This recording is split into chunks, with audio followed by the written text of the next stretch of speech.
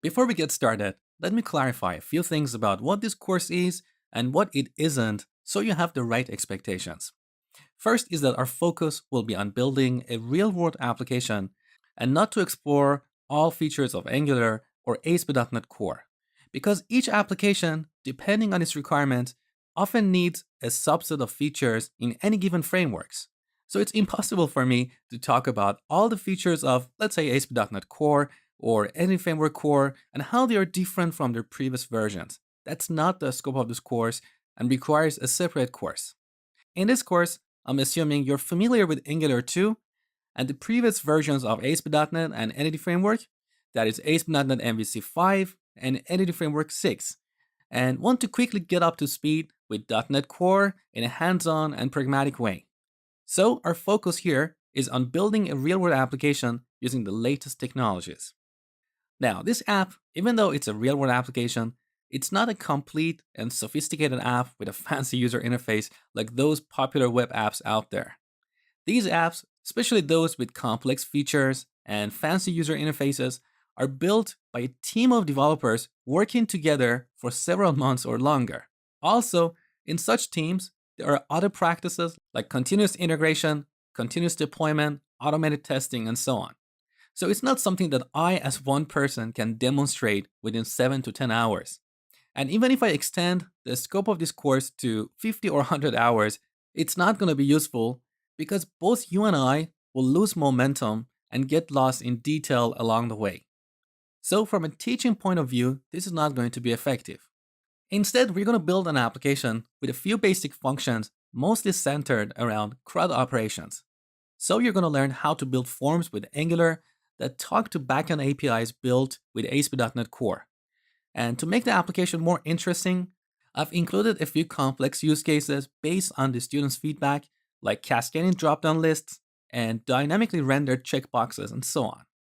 Also, we're going to look at filtering, sorting, and paging data. We're going to look at handling and login errors, displaying toast notifications, but note that this is not real-time notifications coming from the server, just a toast notification.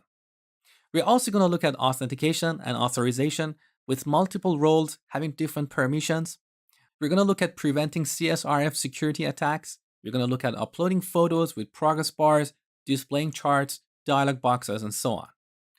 Depending on your level of experience, you may find this the right level for you, or you may think this is too easy. So I'm explaining this to make sure you're at the right level for this course.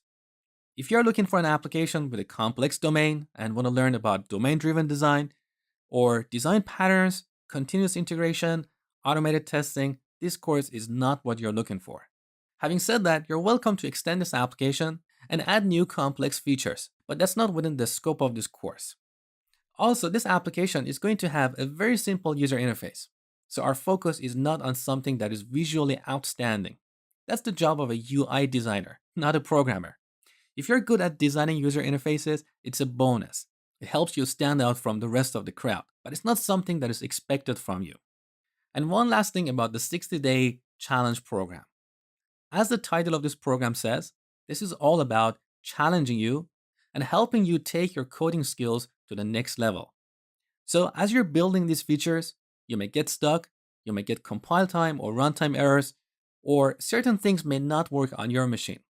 You're welcome to use the discussion board to post your questions, but you cannot expect me or others to help you solve these issues. That's your job as a developer. Because in the real world, when you are part of a team, every single day you will encounter tens of issues like that. There, you don't have me or other students in the course to help you. So you need to do your own research and find a solution. And the first thing you need to do is to jump on Google and type the error message or the problem. I can guarantee that in more than 90% of the cases, you can find your answer on the first page of Google. And guess what? That's exactly what I do when I encounter issues. So if you're going to post your question and expect me to help you, chances are I may not know the reason why you're having a problem on your machine because I don't know everything. Yes, in this course, I'm your instructor, but outside this, I'm a student myself. So when you ask me something that I don't know, I have to jump on Google and do research on your behalf.